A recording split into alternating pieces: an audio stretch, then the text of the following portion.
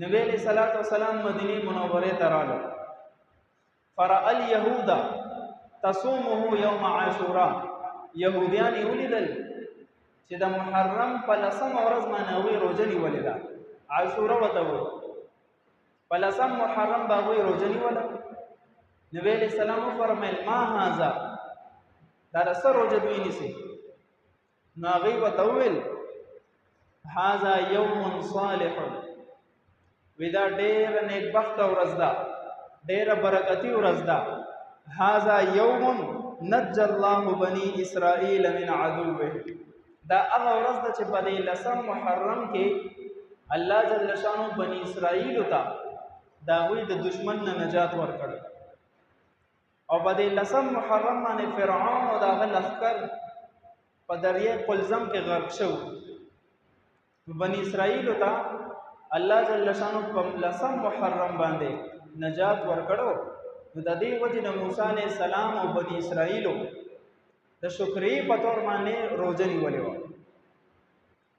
نبی علیہ الصلوۃ والسلام فرمایل انا احق بموسی منکم، تاسو نه زیات حقدار مونږ یو چې مونږ د موسی علیہ السلام اتباع کړو او مونږ هم روزه ونیسو. فصامه وامر بصيامه، نبی علیہ الصلوۃ والسلام په خپل روزه ونیولا او بیا صحابو ته هم حکم وکړ چې تاسو روزه ونیسئ. نو دغه حکم په وجه باندې د عاشورې روزه نیول په ټولو مسلمانانو باندې فرض شو. پابندۍ سره به دا روزې نیول کېدې. بیا په یو بل حدیث کې همدغه مضمون را نقل دی. نبی علیہ السلام فرمایل لئن بقیت الى قابل لاصومن التاسع، کو چرته آینده کال زندگی و نو مونږ به د دې لسم محرم سره د نهم محرم روزه هم نیسو، یا به سره د یو لسم محرم روزه هم نیسو. په اتفاق د نبی علیہ الصلوۃ والسلام په دغه کال باندې وصال شو. د دنیا نه تشریف یوړو، دنیا نه پردو فرمایله.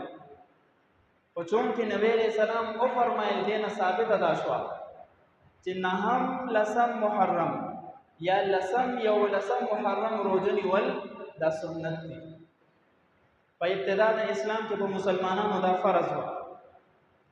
بیا چې کله د رمضان فرضیت رالو نو د عاشورې فرضیت ختم شو، منسوخ شو او سنتیت باقی پاتې شو. نو اوس هم سنت دی چې موږ تاسو د عاشورې د نهم لسم یا د لسم یو لسم روزه ونیسو. او اجر په څومره دی؟ نبی علیہ الصلوۃ والسلام او فرمایل وصيام يوم عاشوراء احتسب على الله ان يكفر السنه التي قبله. څوک چې د عاشورې دغه روزې ونیسي ویزه د الله نه قوي امید لرم چې په دې برکت سره به الله د رسول ټول ګناهونه معاف کړي. په دغه روزو سره د ټول رستونی کال ګناهونه الله معاف کړي. نو په حیثیت مسلمان مونږ تاسو له هم پکار دی چې صحت هم وي، تندرسته شته، نو روزه ونیسو. د مرګ جو نسبت نه لګي، دا کمزور عملونه غړو. ممکن ده چې را روان کال بیا نصیب نشي، نو دا روزه ونیسو. د بیهقی شریف یو بل روایت کې راغلی دی، نبی علیہ السلام فرمایلی دی مفهوم داسې دی څوک چې په لسم محرم باندې په خپلو اهل او عیال په خرچه کې معمولی وسعت راولي، اضافه پکې وکړي، نو د دې په برکت سره به د ټول کال په رزق کې الله د فراخي راولي.